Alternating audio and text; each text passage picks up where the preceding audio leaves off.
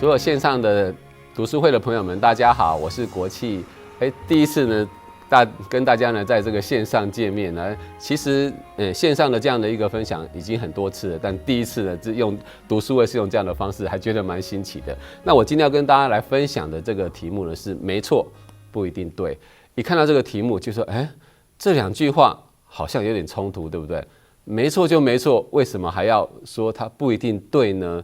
其实，在大家的观念里面，没有错就应该就是对的。但真相是这样子吗？我带大家来先看这样的一个人本主义的心理学家马斯洛他所讲的一段话。他说，观念是行为习惯的源头，所以这个观念会影响我们的行为，也会变成我们的习惯。所有的事情都从观念来开始发轫。大家可以看到，当你观念改变的时候，你就会有那个动力呢，去改变你的态度。但态度改变的时候呢，你就会有可能去做出另外一种的行为，而行为你不断的做，不断的做，不断的做，这个行为做久了，就变成是你个人的一种习惯，而这个习惯呢，在大家的眼里，可能就变成是你形塑出你这一个人的人格的特质，而一个人的人格特质，在所有的人里面就会觉得说你这个人是怎么样，这个人是怎么样，所以呢，对你产生了一个价值的评判，那就会造成你的个人的命运。所以大家有没有看见，其实一个观念或是很多的观念，就会影响到你个人的命运。所以观念跟命运是息息相关的，联合在一起的。大家呢一定要对观念这件事情呢，要保持一个非常高的警觉。譬如说，我们经常在讲说没错，那就好啦。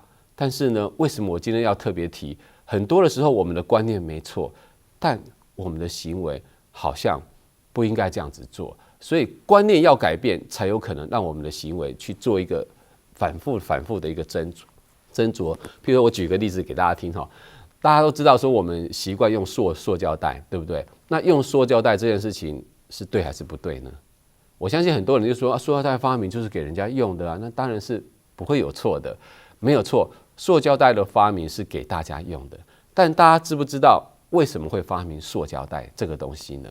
其实这是在工业革命的时候，我们知道人类的整个科技开始大量的发展，人的互动也开始频繁，于是呢，各种各样的包装或是各种各样的使用越来越多的时候呢，纸袋子的那个供应量就变得非常的大增。那时候大家知道纸就是用树去砍下来去做纸浆完成的嘛。那时候就看到树就一直被砍，于是呢，就有科学家发现说这样子不行，他心里就在想说他的观念在转变。他说，如果我们一直砍树来做这个纸的话，那树有一天会被砍完的。他就想说，那我可不可以发明一个东西？这个东西呢是可以重复使用、耐用的这个东西，让人类呢就可以不用砍那么多的树。所以他的观念是好的，是正确的。但我们却发现现在的人发现塑胶袋真的是很好用，对不对？我相信大家都喜欢，很多人都很喜欢用塑胶袋，装东西、提东西都很方便。但是不要忘记了，他当初的初衷是什么？是要重复不断的使用。但现在的我们呢，可能拿一个塑胶袋来，很快的我们使用它，拿回家，东西包装好的东西拿出来，塑胶袋就随手就一扔，就扔掉了。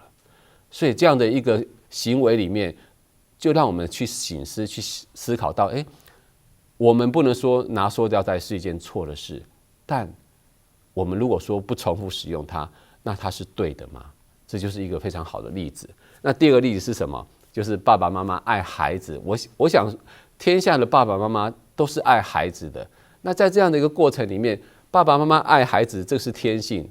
这我能说错吗？当然不能说错。但是你有没有发现，很多的孩子都不太敢跟爸爸妈妈靠近，也不太敢跟爸爸妈妈讲他心里的话。那既然是爱他，为什么跟孩子之间会有沟通上的困难呢？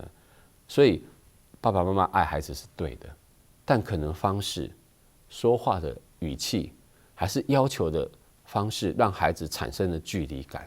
所以可能因为这样子，他就不是一定是对的这个做法。那第三个呢，我要跟大家讲的就是很多的人都很习惯我去排一个东西我排2个小时，排3个小时，我可能只为了买到一个小小的一个我想吃的东西，因为很多人在排嘛，我就想要去排，拿到了自己也很开心，有这样的小确幸。这样的一个行为能说是错吗？我们不能说是错，因为这他观念里面，他觉得说他得到他想要的东西。但就一个时间管理上来讲的话，3个小时可能做更多的事情，可能够充实自己。所以啊，观念就造成了对你个人的影响，对你的行为，甚至决定了你的命运。而这是小的。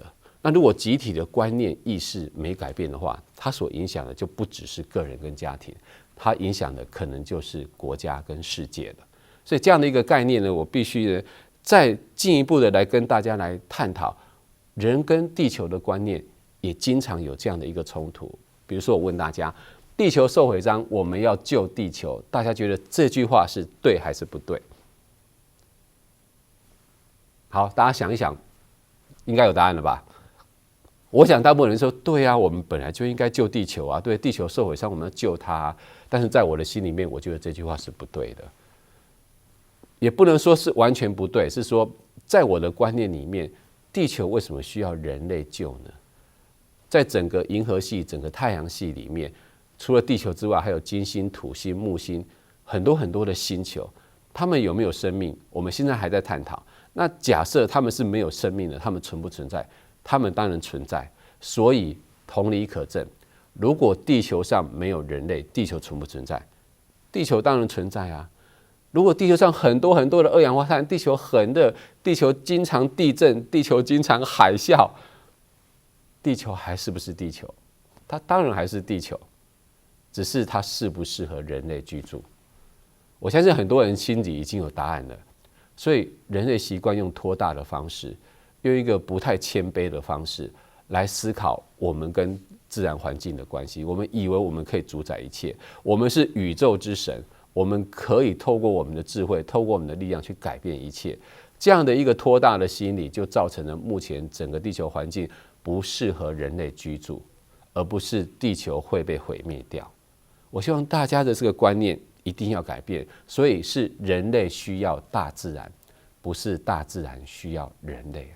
人类应该更谦卑的去思考，就像上人讲的，抬头要向天忏悔，低头要向地感恩一样，用一个很谦卑的心态来看待这样的一个事情。那所以没错，但不一定对，这样的一个观念是我今天要带给大家的第一个非常重要的观念。而这个观念要讲的是什么呢？我们再举一个例子来让大家更深刻的去体会。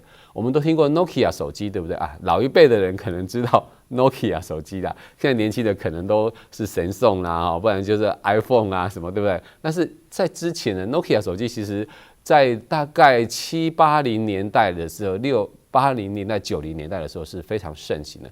那时候它的市占率甚至高达了70%，也就是10个人里面啊，有7个人是拿 Nokia 的手机，那你就知道它是多么大的一个品牌了。但是呢，在2014年的时候，它被微软并购了。CEO 那天呢，在整个新闻的发布会的时候，他潸然泪下。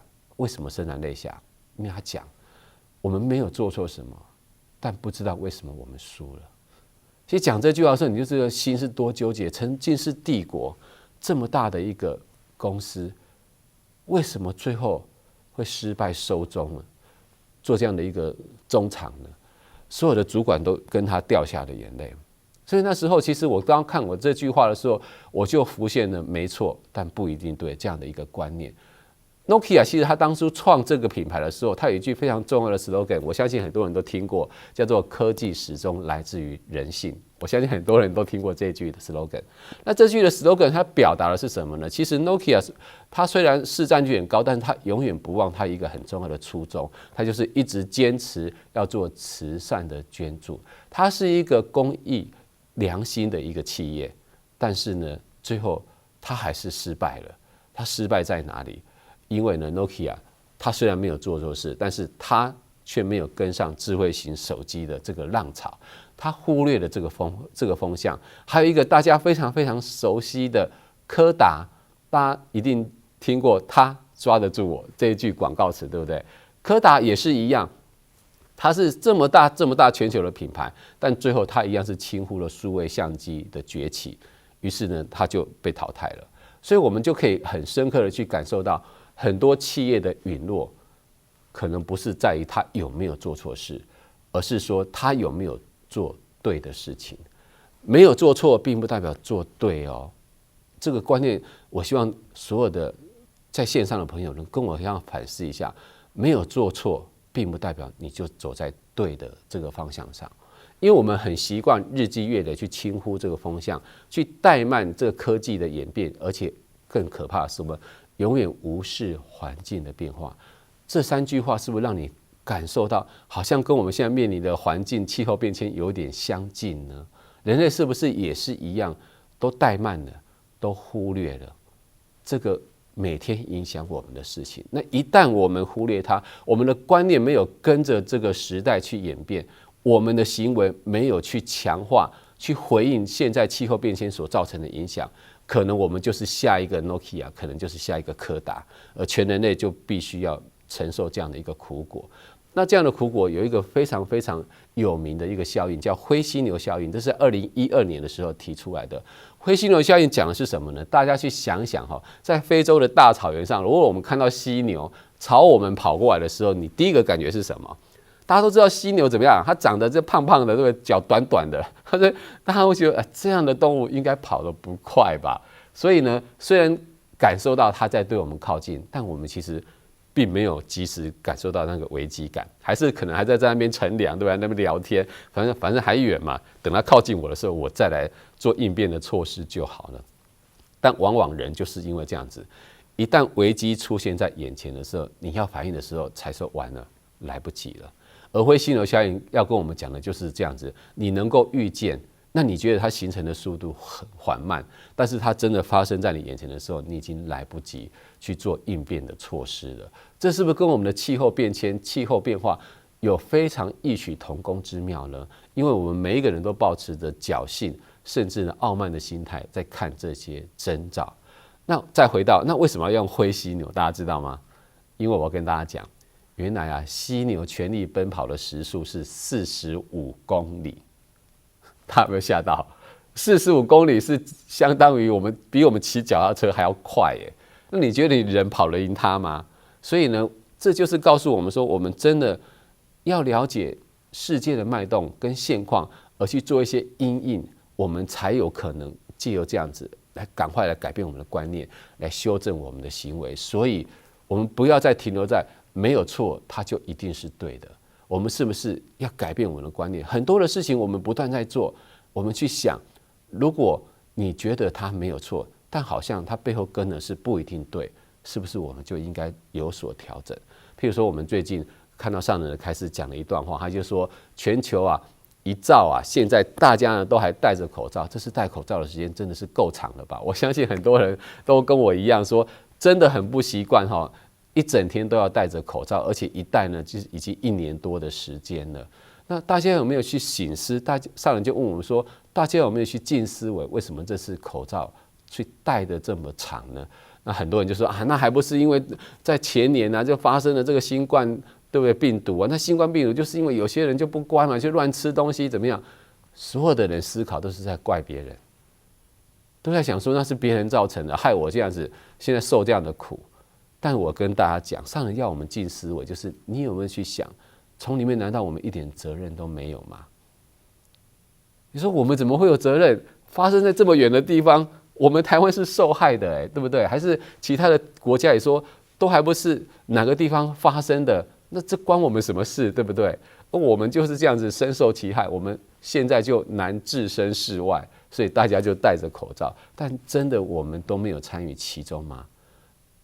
所以上人藉由戴口罩提醒我们一个非常重要的一个观念：口罩捂住我们的嘴，提醒我们两件事情。一张嘴，你就是要吃东西，你到底吃了什么东西？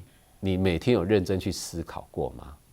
你说我都没有乱吃啊，我也没有去吃那很奇怪的什么什么天上飞的，还是去森林抓的那个东西啊，所以我是无辜的。但是不要忘记了，你这样的观念，如果不改变，很多人都跟随着这样的观念，那这些观念呢，就会影响我们的生活周遭。那这个生活周遭不断的扩散影响出去，它就变成是一种集体意识的性格，那就造成了集体的命运。我不知道说这样子大家的想法是不是就能够跟我前面这样子连接起来的？所以千万不要跟我跟我们说啊，那个根本不关我的事，真的不是我造成的这样子。其实我们都是参与其中的。好，那再来就是你讲出的话，你吃进去的你已经不能控制了，你讲出的话，你有时候更是不能够控制。我想说这个大家也应该说很有感受。上人常常讲说，讲出的话往往会伤人，而且可能会妄语，可能会绮语，可能会两舌。那这些呢都是不好的，都造成世界的纷争。所以戴上口罩，让我们思考进去的跟出来的是不是我们都要更谨慎。所以这些观念如果有的话，是不是就会更加的平衡呢？那我们尽量跟大家讲，就是那如何由进跟出之间，我们找到一个完整的爱。那什么叫完整的爱呢？我相信人与人之间那一份完整的爱，是希望说能够涵容所有你爱的人的这样的一个爱。我记得我在12月25号 Christmas 那一天，我看到美国的一则报道，我那时候心里就酸酸的，因为大家都知道12月底的时候，新冠肺炎还是非常的严重。那时候呢，政府大声疾呼说，请大家不要去搭飞机。但就在 Christmas 那一段期间呢，很多的年轻人都要上飞机，因为要回去看他的爸爸妈妈。但是政府大力疾呼说，现在搭飞机很危险，因为传染率很高。于是记者就去机场去访问那些年轻人，说：“你们为什么还要冒这个险？”当我听到一个年轻人讲这样的话的时候，其实我的内心真的很酸。他说：“我一整年在外面打拼，以前没有这个疫情的时候，我有空我就回去看我爸爸妈妈。但是因为今年疫情的关系，我几乎一整年没有看到我的爸爸妈妈。如果我的这个重要的节庆我再没回去的话，爸爸妈妈远在很远的地方，没有看到我，我没有看到他，我觉得我少了什么。所以无论再危险，我都要回去。”其实听到这样的话的时候，你就觉得人与人之间的亲情是很难割舍断的。那就是人与人之间展现完整的爱，我们需要完整的爱。所以当我们张口要吃的时候，人有完整的爱的这个渴望，难道动物没有吗？你把他的孩子带走，你把他的妈妈杀了，他们没有感觉吗？他们不会觉得他们的爱被剥夺吗？这是一种相对的观念。如果我们的观念能够更进一步的去探讨、去思考到这一层的话，是不是人需要完整的爱，动物跟我们也一样需要完整的爱？如果有这样的一个观念，是不是我们就愿意放下我们手中的这个夹肉的筷子呢？有一句话我觉得讲得非常的好，就是当我们看到自己是推述力量的一部分的时候，我们才能成为解决方案的一份子。也就是说，推述这件事情，如果我们老是觉得那是别人的事，还是上人一直讲非说不可，非推不可，非吃不可，非诉不可，但我们总是觉得说啊，听了对，我们要有所行动，但是永远把自己置身事外，那这样的一个工程是很难带动下去的。所以推述的力量，我们一定要想，我们就是这推述的一部分，我们才能成为力量的一份子。这句话我也希望能够送给大家。而我们到底跟这些动物之间到底有没有什么相关呢？我们真的能够置身事外？我们真的没有犯过什么错吗？老一辈人的智慧，我相信大家有听过这句话，什么“吃人一口，爱那行人一道；吃人细腻呢，爱行人半斤”。这是什么意思？每次以前我听到这句话的时候，上人在开示的时候，我就说啊，上人又在讲那些非素食者了，就是说希望劝他们呢放下嘴边的肉，不要再吃肉了，因为你吃人家的一口了，你要还人家1斗；你吃人家4两，你要还人家半斤呢，那真的是以后会还不完。那你要想啊，还肉的概念是什么？是从你身上割掉你的肉，那痛不痛啊？但是对我而言，我觉得我吃素已经有一段时间了，所以我觉得这个每次上人在讲的时候，我就说啊，那是在讲那些非素食者。但是因为我最近吃纯素了，我有另外一层的体会，没有错。喝牛奶要不要养牛？吃鸡蛋要不要养鸡？待会我会跟大家再深度的去分享这样的观念。所以当你吃人家1颗蛋，你未来是不是要生2颗还人家？当你喝人家一杯牛奶，你未来是不是要挤2杯牛奶还人家？是不是一样的概念呢？所以这些观念如果已经开始慢慢种在你的心里，你就会开始去思考，我们是不是要改变。而大家可以看到，我不是在秀我的大腿，是给大家看。我呢，在12月5号的时候，这因缘真的是非常不可思议啊！我也不知道怎么讲啊。就是本来那一天我是要上台北去的，那因为刚好铁路断了，如果大家有印象的话，就是有一段在往台北的路上的铁路断了嘛。一断了之后呢，我就没有办法上台北啊。那没办法上台北，我就在家里。结果早上一开灯，我们家的浴室的灯就烧掉了。所以就是这些很多的凑巧，那一烧掉，我当然想说我要去外面买灯管。那时候我就开始例行，我每天要走超过1万步，所以我就想说我要用走路的。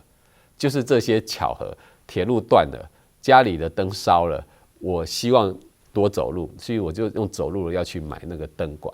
结果走到了一家槟榔摊的前面，我才跨出一个黑影，突然冲出来，吓了我一跳。但我还来不及反应，我的左脚就有一阵的痛的感觉。原来一只黑狗出来咬了我一口，又马上跑回去。我就说这到底是什么因缘？我如果现在在台北，我也不会被咬，对不对？为什么铁路偏偏现在断？为什么我家的灯就那时候要坏掉？为什么我就选择要走路？所以我有时候觉得说，很多的事啊，我不要讲怪力乱神，但是有很多你没有办法去解释的事情，于是我就被咬一口。那大家可以看到那个伤口哈。对，我跟你讲，成人的咬合能力啊，42到46公斤，那狗的咬合能力是一口是70公斤的。你就知道，我当下我被咬了，我就是站不起来，我马上蹲下来了，那真的是很痛我就想到了悟达国师的那个故事，是不是人面疮也来找我了？你知道吗？大家可以看到那个伤口哦。就是这样一个嘴巴的那个伤口马上红肿，而且那个痛哦，是那种好像盐巴哦撒在你的伤口上一直渗进去的那个痛啊！我不会想那个感觉，那个就觉得是我现在我摸我的脚啊，我被咬了这个地方啊，我压那个伤口还是会痛的。已经多久了？10月5号到现在几号了？现在已经我这个是10月5号被咬的，那现在已经3月3号了，大家看我现在的脚，这是我昨天晚上拍的，为了今天我昨天晚上拍的。大家有没有发现，那齿痕都还在耶？你会不会觉得说，已经过了3个多月了？所以啊，我就觉得那个报复心真的是，我不知道是不是我欠他，所以他今生我之前是不是吃了他的什么，所以他今天来咬我一口，要我还他这一口。所以我内心我就觉得说，真的这样子一个提醒，这样一个忏悔。让我觉得我之前一定对他做了什么，所以他现在来找我，所以我用很忏悔的心呢，我就希望说我们2个就了了吧，不要再来找我了。但我会讲这一段，就是要跟大家讲说，其实我们做的每一件事情，它可能都会产生影响。就像我现在要大家来选择，左边是一颗苹果，右边呢是一块没有煮熟的肉。假设2个都是生的，要你选一个来吃，你会选哪一个？我相信所有的人都跟我一样，一定选左边的苹果。有人会选生的肉来吃吗？我相信不会有人，对不对？但是很奇怪，为什么没有人选生的肉，但是我们却这么喜欢吃肉？大家有没有想过这个问题？明明我相信90%几甚至100%人都是选这颗苹果，一定吃苹果嘛，对不对？怎么可能会有选生的肉呢？而且你去想，那些老虎啊、狮子啊、豹啊，他们每次打到猎物啊，我每次看说他们吃多久？他们有时候是一只羚羊都要吃1个礼拜呢。那又没有冰箱，又没什么，那个肉就放在外面这样子。如果是人类的话，一天你肉不处理就产生味道了，臭不臭？臭死了！你会想吃吗？你根本不会想吃。所以就在的证明，我们的身体对肉不是很喜欢。这我不是骗你，我们整个构造就跟我们讲，我们嘴巴没有很尖，跟狮子、老虎、豹那个很尖的牙去撕裂这个肉，生的肉。我们的肠胃是很长的，对不对？是绕来绕去的，肉停留在身体的时间越长，它毒素就越多。所以老虎、狮子、豹它们的肠子啊都很短一下吃完马上吸收，马上要排掉，你知道吗？而且为什么它们能够吃这个东西？因为它们的胃酸是我们人类的20倍，你能理解吗？所以我们的人类的构造，身体的构造就不是喜欢吃肉，而且你人类本能看到苹果看到生肉，你就是选苹果啊，你怎么会选生肉呢？这个就是观念，身体已经在告诉你。那为什么我会吃？因为我们发现了火，我们发现我们可以把生肉煮熟，让它蛋白变质。但是，即便肉熟了没有味道，你也觉得还是有新的味道，你也不是很喜欢。所以我们人类又很聪明的发明了什么？很多很多的调味料，大家没有发现？所以你到底是在吃调味料，还是在吃这一块肉呢？我希望大家真的可以好好的去思考这个问题：你是在吃调味料，还是真正在吃这一块肉？我相信这样的一个问题，值得你好好的去思考。所以肉食的悖论就告诉了我们一个很重要，说人类明明不想要看到那个很残忍的血腥的画面，但为什么不能放下嘴边的肉？因为它会合理化它的行为。所以有这4个 N， 这4个 N 不是 no， 是说第一个吃肉是 normal 是正常的，每个人都在吃啊，所以我吃是正常的。第二个吃肉是必须要的 necessary， 因为呢我需要营养。第三个吃肉是自然的，因为这些动物本来就是供给我吃的。第4个吃肉是美味的，是 nice。所以呢，这4个 N 就把我们的思考，把我们的行为就合理化了，就让我们能够很安心的。虽然看到那个动物被杀，你会觉得好残忍哦，但是会觉得啊，这是正常的，大家都在吃嘛，对啊，这是必要的，因为我要营养嘛，啊，这是自然的啊，我们就是它就养来我们吃嘛，啊，肉好好吃哦。就这样一直催眠自己，催眠自己。但是我们去想，真的是这样子吗？肉食的悖论就是说，其实人的心理跟你的行为往往会产生冲突。我们只是一味的去合理化我们的行为，但这个背后是不是值得我们去思考呢？那到底吃肉对整个环境会产生什么样的影响呢？我再跟大家来分享。这是最新的报告，是联合国环境规划署在2月18号才公告的。这次的主题，大家有没有发现很特别？他用指导2个字，很强烈了哦，用指导，而且是什么？与自然和平相处。这次公告的主题就是与自然和平相处。他为什么要强调这个部分呢？因为他发现气候变迁、物种多样性丧失跟污染已经造成人类生存非常非常大的一个危机，而各国不仅呢没有提出好的对应的措施，还在付款来剥削自然，不是保护它。所以呢，他这次用指导2个字。希望能够提醒所有的国家，提醒所有的人类，我们真的是要走这条路了，不能再给你参考意见了，是一定要走。所以他大声疾呼说，人类在对自然开战是非常非常错误的观念，非常鲁莽的行为。因为我们跟人类去争的话，不管是争水资源、争土壤、争所有的资源，最后受苦受难的还是回到我们自己。他用这样的一个论调来提醒所有全国的领袖，避免再用下指导棋的方式，避免再用那个分析啊、关注的方式，而是用下指导棋的方式。就是你一定要这样子做，这次我不能再妥协了。而且他这里面点明了非常重要的一个东西是什么？他说人类的饮食必须要改变，这是很正式的提出来哦。这次报告，人类的饮食必须要改变，是已经放进来。尤其他把农渔业这些呢转型呢，变成是一个非常重要的人类最近需要去思考的。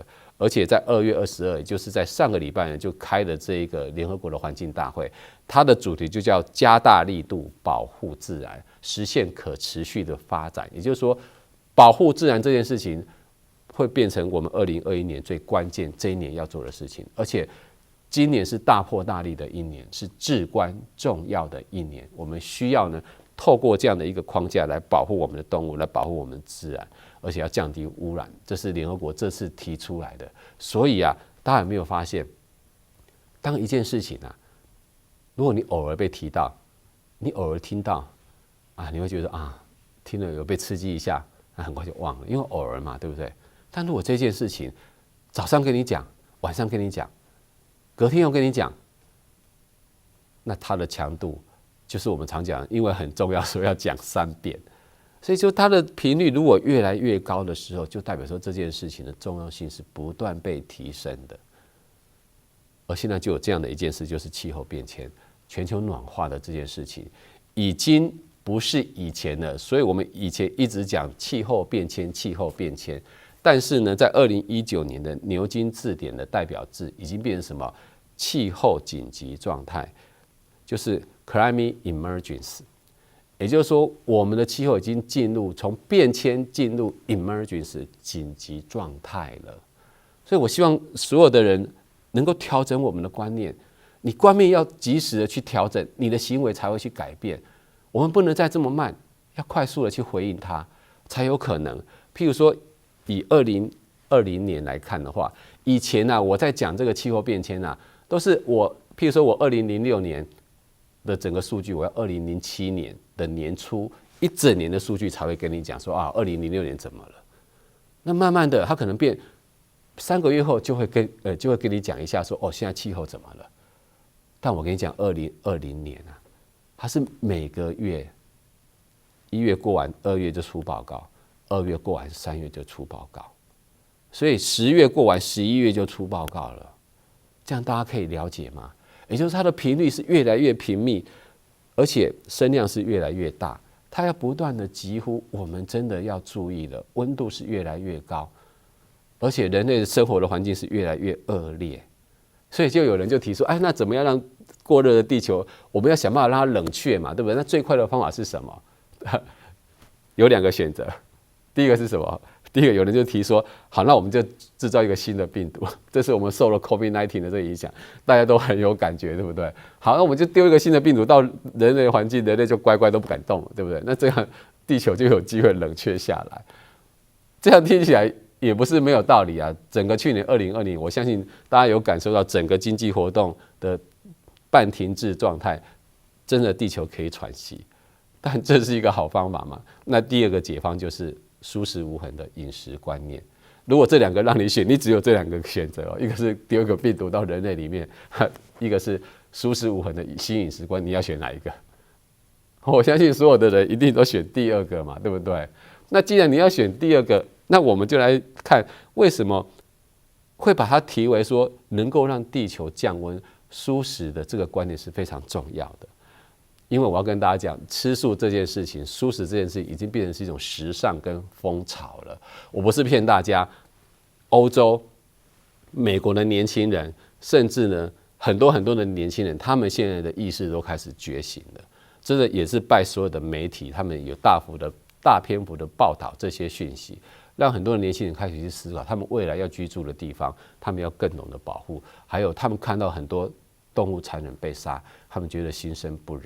还有看到环境越来越污染，他要保护自己，他身体要好，他吃的东西就要越简单、越干净越好。所以这些呢，种种的原因呢，就看到了吃素是一种年度的趋势。而且2019年《经济学人》杂志竟然还把这个2019列为素食之年，那大家就可以知道说，原来啊，吃素已经变为时尚。而在台湾呢，大家可以看到，已经占了人口的13%到14%，也就将近300万的人呢，已经吃素了。那当然，对吃素可能有很多不同的定义，有蛋奶素啊、五辛素啊，对不对？纯素啊，还有什么锅边素啊，还有甚至还听过什么海鲜素，我不知道是海鲜素的意思是什么意思。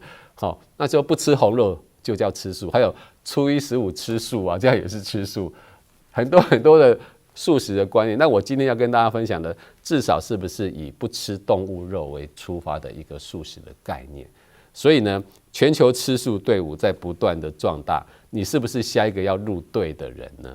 我必须跟他讲，在1984到2000年，这个我们同城千禧一代的这个年轻人，他们正快速的在推动这样的一个新饮食文化。那我今天就跟大家来介绍这一个团体，这是台湾目前呢非常夯而且非常有名的叫无肉市集。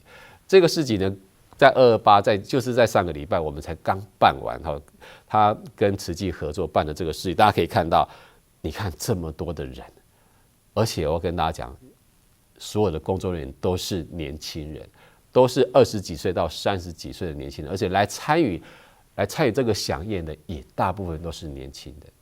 所以这股力量正在崛起。那他们为什么会有这么大的吸引力呢？我就很佩服这个创办人植瑞，他跟他的团队呢，建构了一个让人非常向往的一个素食的乌托邦。他们借由食物这个媒介来吸引大家来，但是吸引来的时候不是为了做生意，而是希望能启发你、带动你、传递一种非常时尚的观念。是什么观念呢？我们一个一个来看。其实一开始的时候要推纯素饮食，不要说纯素啊，推素食其实就不容易了。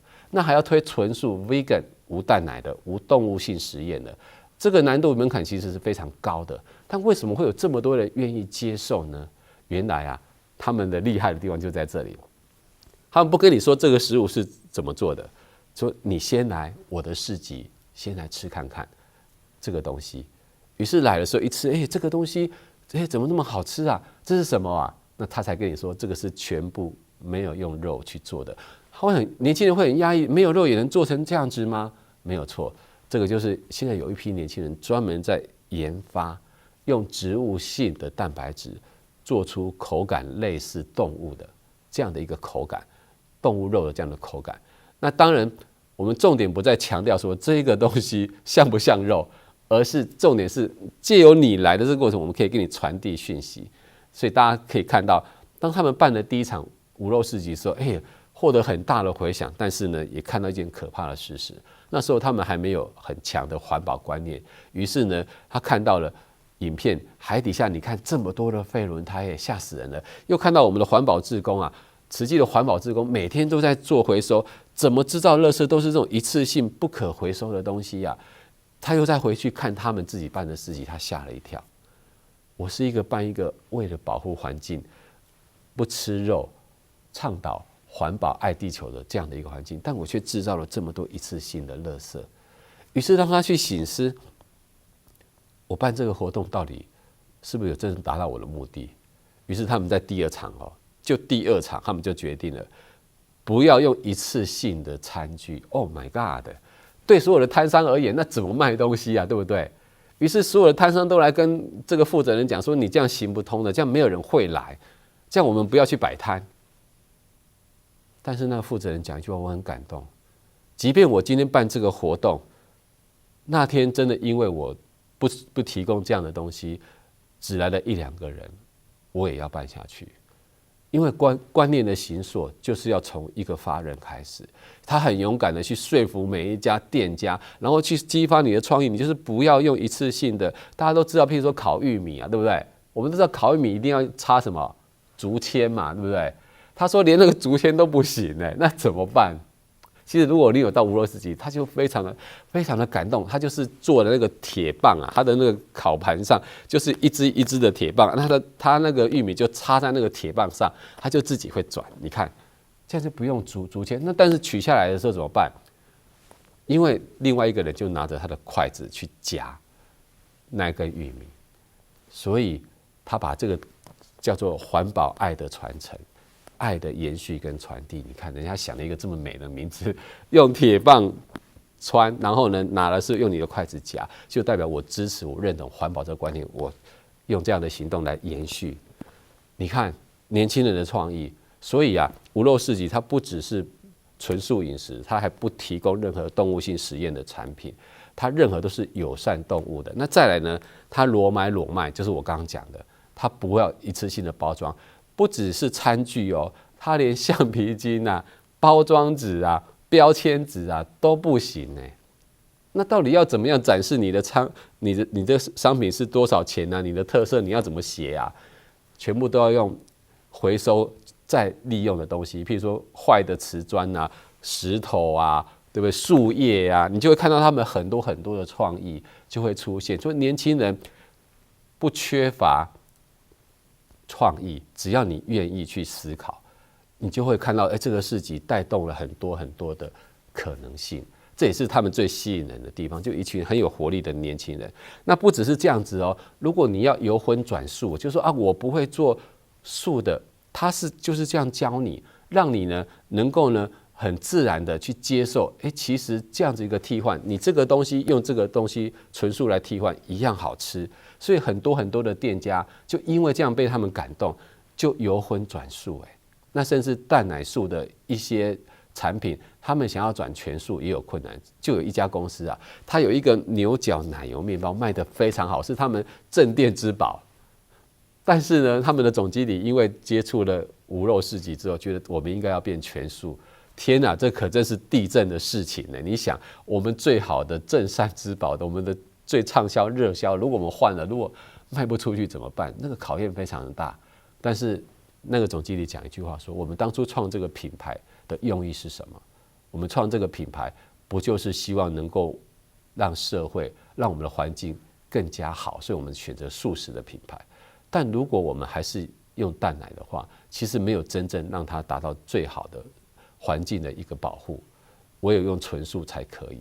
所以当初创的品牌就是要让世界环境更好，但我们现在做的方式并不是往这个方向做，是不是？请董事们思考一下。他就这样子来跟董事沟通，那最后呢，大家决定就下定决心就转成纯素。所以很多感人的故事，就是当我们观念改变的时候，1+1它可能是无限大，它就不是等于2的概念了。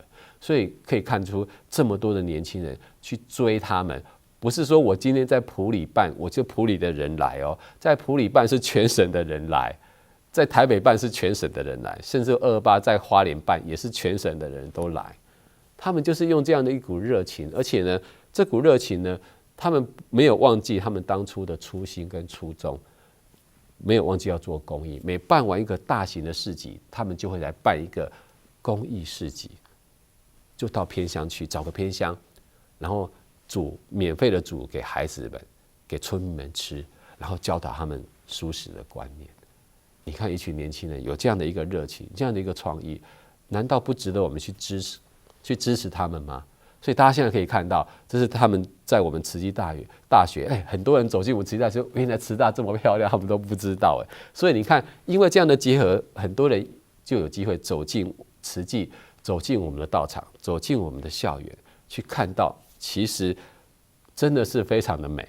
那可以看到当天每一个人都是很有创新、有创意的料理，他们着重在就是我的这个东西呢，我要很有创意，我要吸引人，而且是限量，是你在我这个市集才吃得到，这是他们很厉害的行销哦。你在店里反而吃不到市集里面的东西哦，你要来市集才吃得到，所以呢，你就会追着他跑。你看，这年轻人的想法是不是都让你觉得说非常有新意呢？那我们再来看，所以我大概为你们整理一下，为什么无肉市集能够带动纯素的风潮。第一个，他们卖的不是商品，他们推的是理念跟故事，也就是每一个品牌背后，他们都会有一段故事，而这个故事就是不管是由荤转素，或是由蛋奶转全素，都是要不断经过研发。譬如说做可丽露的，你知道要由蛋奶转纯素是多么困难，他闭关了5天呢，不断的失败，不断的尝试，不断的去思考，我要怎么样做出能够有跟蛋奶一样的那个感觉，我食材要怎么用？闭关5天，终于做出来了。当他讲这个故事的时候，你不会感动吗？一个怀孕的妈妈，她要来做这个饼，做完之后，她怕她没有去现场，没有人会介绍她的饼，所以呢，她就说争取说我要来花莲，但是因为已经怀孕，已经快要生产了，大家觉得说你这样舟车劳顿不要，就跟她讲说你放心，我们一定会好好的帮你卖，帮你推广你的理念。所以每一个故事都会让你听了，你会觉得说，我们是不是应该要支持这群年轻人一下？我相信是不是现场的人如果跟那带来的话，他们不是经营生意，他们是经营生命。他们不是为了创造利润，他们是想要把生命的观念，我们人与自然的这个关系，试着借这个市集，试着办讲座，让大家知道啊，他们不仅是保持初衷，他们还不断的创新。这是我刚跟大家讲的。他们保持初衷，他们是一个裸买裸卖，所以你所有要来的所有的店家，你就必须要想办法，你的商品不能够出现任何一次性的，所以他要不断的创新。他们不只坚持原则，还接纳跟包容，所以坚持了他们这样的一个形象之后，人要来的时候，然后说你这个不符合我们形象，这不要，不是，他会去关心他，去辅导他，然后让他成为他们的一份子。我觉得这是他们最厉害的地方。那再来是什么？他们没有太多资本，都是年轻人的，但他们慷慨付出，不怕你吃，这是什么意思？也就是说，当他知道有人想要尝试要做的时候，他们立刻把他们的知道哪一家的东西不错，马上买来寄给他，让他去尝试。譬如说，今天谁说，我吃了你们东西很好吃哦，我有想要改变要吃素哦，马上就买一些东西寄到他家里，然后让他去更喜欢这个东西。你看，他们是用这样子用分享的概念，好，不是说我这个成本我要考虑一下，他们就是用交朋友，用分享，所以他们成员不多，但是每个跟他合作过的都变成朋友跟家人，我觉得非常非常的厉害，而且他们不藏私不怕你，这是我最佩服他们的。他们不藏私不怕你学，我们都常常说，我这个这么好不容易发明出来的这个料理啊，我一定要自己卖，对不对？但他们一个观念，如果有人想学，他们就教他们，因为他们重在推广，重在教育嘛。你唯有推广出去，你力量才会增加。所以你来学没关系，学完了你自己的功夫被学了怎么办？你就要自己再想办法再研发更多的创意料理。所以这是刺激他们研发的动力呀。你看。这个是多么的正向！我每次想到这个说，我们真的有时候我们觉得说，我们怕别人学东西，其实去想一想，你唯有自己给别人更多的时候，你才会创意你更多的发想。这个观念其实还蛮不错的。那最后是我最佩服他们的，他们劝素的方式不是说一直劝你说你要吃素啊，你要吃素啊，就在你旁边左右一直讲你要吃素，你要吃，不是，他们是。让你颠覆对素食的迷失，就是改变你的观念，然后吸引你过来，自然的吸引你过来。我想说，这个是我看到这个团队都是20-30岁的一群年轻人在做的事情，所以他们叫无肉。以前我们叫无肉不欢，对不对？没有肉我就不高兴，对不对？那他们现在是什么？无肉你会更欢。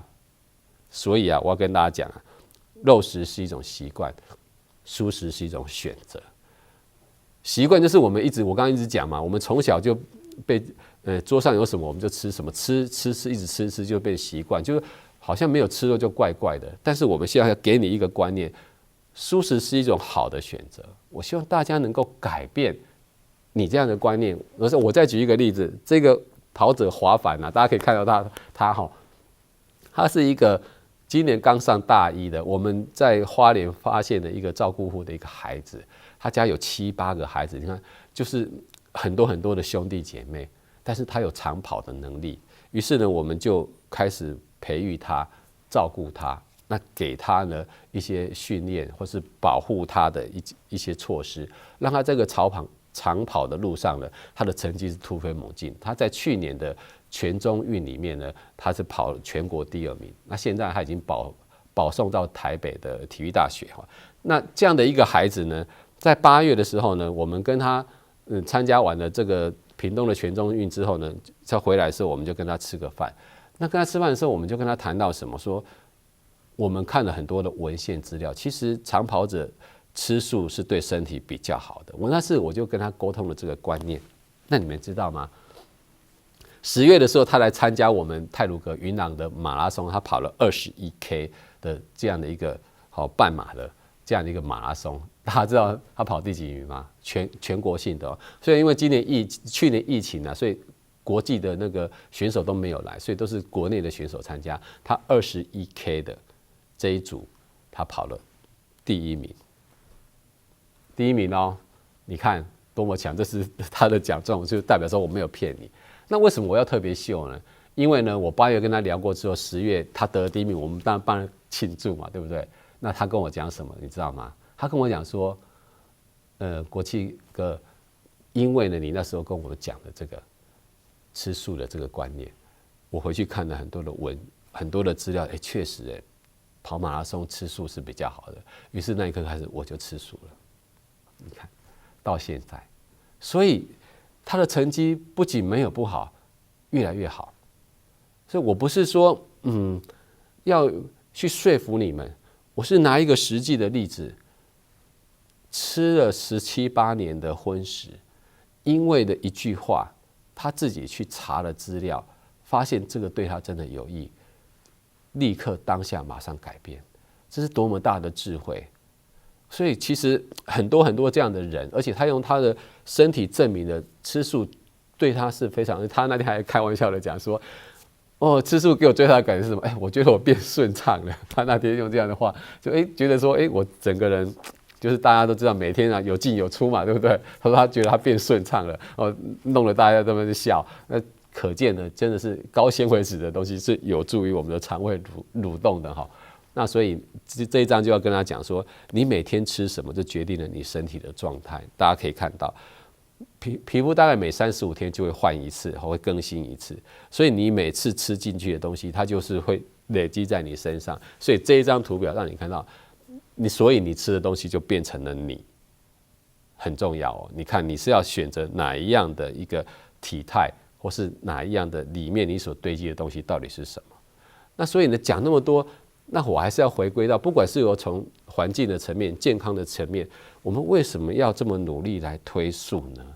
因为环境越来越不好，就是因为大家可以看到这个数字，我们现在78亿人口啊，吃全素的只有7500万，还不到1%。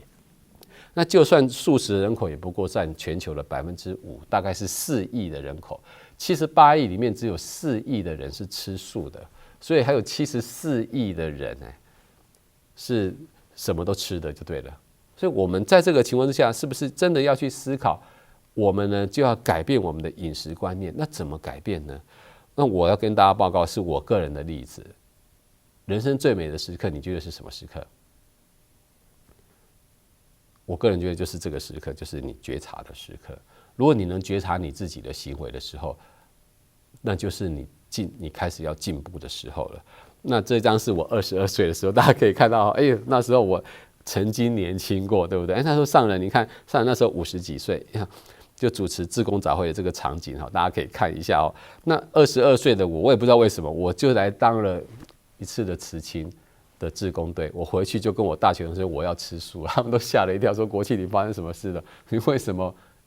因为这样就会吃素了。我说我也不知道我就觉得是很自然，我就要吃素，所以我吃素到现在已经27、28年了，已经有这么长的时间。但是我必须讲，我一开始是吃蛋奶素，而在2006年，也就是我吃素过了13年，因为高尔的不愿面对的真相这个纪录片，让我警觉到地球环境生存的环境呢，人类一直在破坏它。所以呢，我在当年2006年的12月，我就决定要来讲这个议题，所以就是我讲这个议题，已经今年是第15年了。而那年我已经是35岁了，我才发现了这个环境的议题的重要。所以2006年我讲的第一堂课就是内修外形护生机，开始讲环保的观念，只是开始讲环保的概念，一直到2008年的时候，那时候我是37岁了哈，我总结出如果要减碳2个最重要的行动，第一个最有效的能源政策就是节约能源。所以不要再想，很多人就想风力发电、火力发电、太阳能发电什么发电，对不对？没有错，这些能源新创的能源都很重要，但是我们每一个人能做的是什么？节约能源。其实只要我们能节约能源我们的能源其实就够用的。就像是我们吃的东西是够用的，是因为我们分给了很多动物吃，所以我们食物才不够，是这样概念是一样的。那最有效、快速的减碳行动就是素食。我就归结2008年呢，我就归结了这2个非常重要的结论，一直到现在，我都谨记了这2个方针。但是呢，13年过去了，我们地球有没有变得更好？我必须很诚实讲，有时候我真的是有点错乱，我到底还要不要讲？那讲有没有用呢？这是我经常问我自己的一个问题。每次讲完之后，国际好棒哦，国际哦，你好哦，但是那很多的时候讲完还不是一样，大家行为还是一样。所以我有时候我就觉得说，很能体会上人那个心情，但上人说还是要讲。你要当作你每次都是第一次讲，你每次是第一次跟那一个人讲，因为这样你才有信心不断的去讲。好，那所以我那时候就想说，那我没吃肉，我已经很爱动物了我吃素，我也减了很多的碳了对不对？我算是一个很环保的人我也很节省而且我那时候还有吃蛋奶，我会合理化我的行为，说现在的蛋都是那个蛋鸡生的，也没有受精，所以里面没有生命所以我不算杀生，对不对？那喝牛奶，佛陀也是喝了牧羊女的那个杨米嘛，对不对？那他喝了，他才坐在那个菩提树下悟道的，所以是可以喝奶的嘛，对不对？所以吃蛋喝奶应该都不算杀生，应该都是可以的。所以我也吃了好几年的蛋奶素，而且你看，你们每次去一个店家，其实对 vegan 的人而言，其实是很难选食物的，几乎很多都是有含蛋奶的。你到吃素的店哦，你要吃纯素的饮食也是非常不容易的。所以就这3大理由，哦，吃蛋，蛋里面没有生命；喝奶，佛陀也有嘛，对不对？好，那到那个素食的店家要找纯素的很难，所以我一直没有用蛋奶素转纯素，就是这理由一直影响着我就对了啦哈。但是这一张图表改变了我，我看我就整个傻住了。就是去年3月的时候，一个均衡的什么都吃的人，他的碳排是2050。大家可以看得到，但是呢，一个吃蛋奶是1175，才差了800多公斤而已，1年哦。但一个纯素是多少？275，大家看到吗？也就是说，纯素饮食者跟什么都吃的是差了将近10倍，而你如果吃蛋奶的话，其实跟什么都吃的人，其实碳排放是差不多的。我必须讲，虽然你说你爱环境，但是其实我们真的没有做到很好的保护环境。我不是这边，因为我自己也吃了很久的蛋奶，我就开始在思考，就我刚刚讲的，吃鸡蛋你不用养鸡吗？那你吃鸡蛋，那别人吃鸡肉啊？你说他吃鸡肉他杀生，我吃鸡蛋我没有杀生啊，对不对？那还有喝牛奶跟吃牛肉都要养牛的，我喝牛奶啊，那牛奶又没有生命。对不对？他们吃牛肉，他们杀生。我那时候就开始在想这件事情，而这2段画面，我希望之后有机会能够放给大家看。因为我们要吃蛋，很多的小鸡一出生，你只要是公的，就马上被杀掉，被窒息啊，闷死我觉得为了你要吃鸡蛋，你知道伤害了多少的生命吗？是你看不到的。你以为那颗蛋没有生命，你就没有杀生吗？那再来第2个，你喝牛奶，牛奶怎么来？妈妈要先受精，生出小牛，牛奶是要给小牛喝的，但因为人类要喝怎么办？就把小牛抓走，偷抱走，然后呢，我们就去挤妈妈的奶来给人类喝。那些抱走的牛怎么办？就马上被处死，而变成了牛小排。你知道人类多么残忍？因为我们要喝牛奶，很多的小牛就活不过几天的生命。我每次想到这个时候，我就觉得说我做错了很多的事情。所以我自己由荤转蛋奶素非常的容易，因为还是有很多可以选择。但是由蛋奶素要转全素啊，就开始挣扎，因为真的是有太多东西不能吃了，面包不能吃，对不对？那个蛋糕不能吃，冰淇淋不能吃，好多东西都不能吃哦。那时候就会想说，哇，那什么东西都不能吃，于是开始就会给自己找合理的下台阶。但我们想要说，那你蛋奶素转纯素，你会找下台阶？那吃荤的人要转成素食的人，他是不是跟你也一样？他就是断不了口欲嘛。所以他也就是会找下台阶嘛，那跟合理化你的行为，你就会安心了。就是我刚刚讲的那个理论一样，你行为被合理了，你就不会有那种很挣扎的感觉。所以我希望说，大家真的是要认真的去想这个问题。所以只要有任何理由说服你，你就继续安心的做你的事。那我们跟吃荤的、吃蛋奶素跟吃荤的，好像有点这样的感觉。所以人都是从原谅自己的那1分钟开始懈怠的。我们很容易原谅自己，很容易合理化你自己的行为。那一刻开始，我们就开始懈怠了。所以人的习气最难调是心，最难守是口，最易犯是懈怠。这3个是我们的根本大敌。如果我们能不能守好，其实很多的事就可以解决。所以我就记得去年3月5号，今天刚好是3月4号，所以我刚今年是满我吃纯素1年。你看我有什么变化吗？其实也没有，对不对？而且我变得，人家说哇，你身材变得更好了。除了我现在每天走15000步之外，吃全素应该对我或多或少都有影响。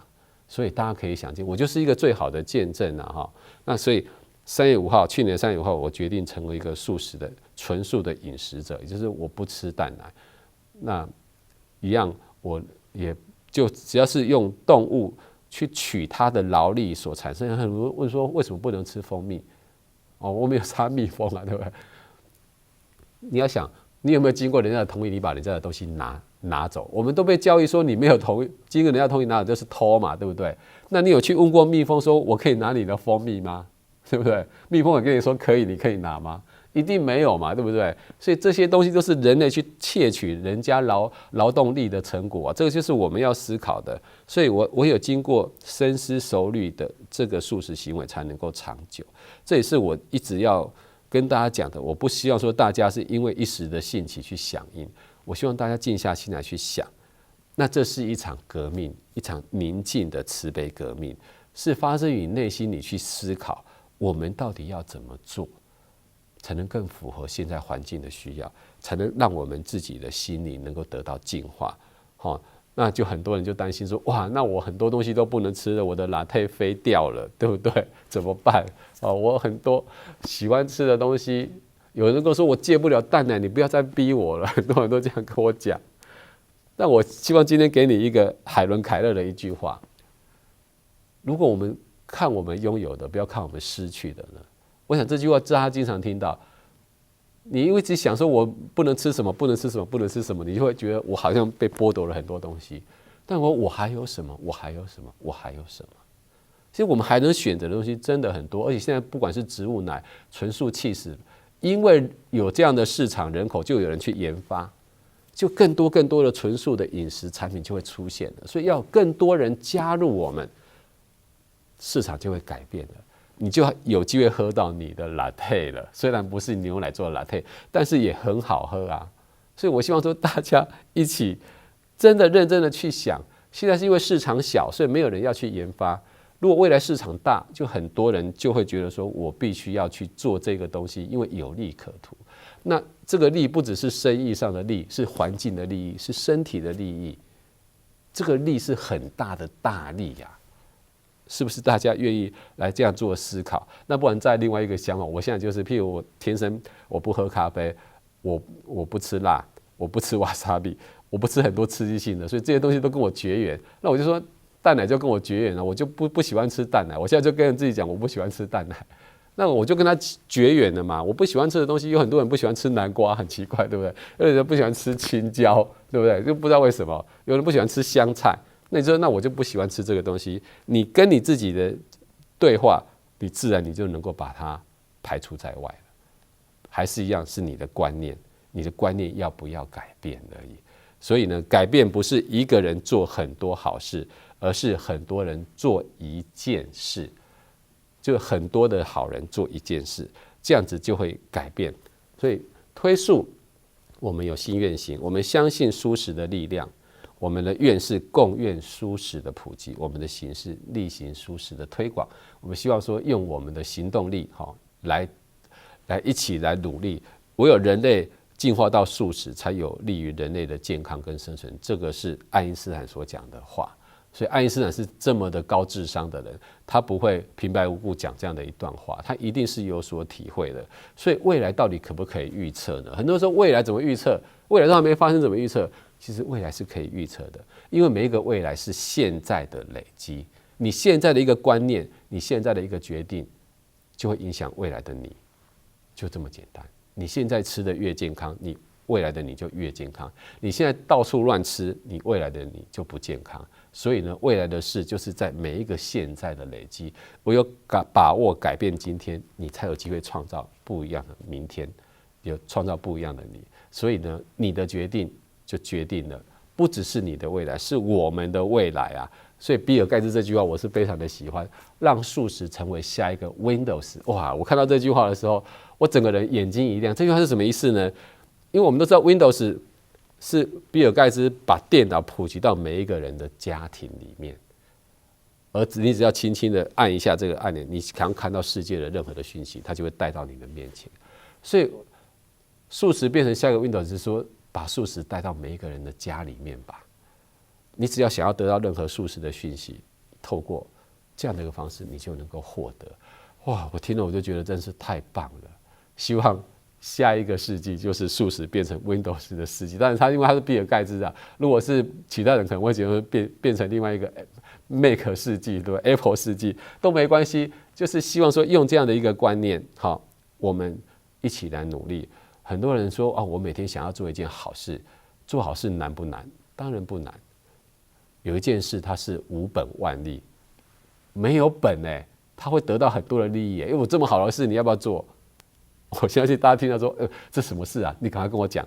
当然是吃素嘛，对不对？你吃一口素，你每一口都在跟众生结善缘，你每一口都是让地球有能够喘息，让地球共生息，然后你每一口都让自己更健康、更清安，这不是无本万利吗？就在吃的这个过程，你就赚了这么多，所以你每一口都轻松的在积善造福，不是很棒吗？对不对？好，那所以今天的最后呢，读书会的最后，我要跟大家分享，我们一起来祈祷，这样好不好？大家要虔诚的合掌，跟我一样。那这段祈祷，我希望每一个人呢，能认真的念他的每一个字，让你有很深刻的去转化你的观念。第一段是愿菩萨赐我平静，接受我无法改变的人。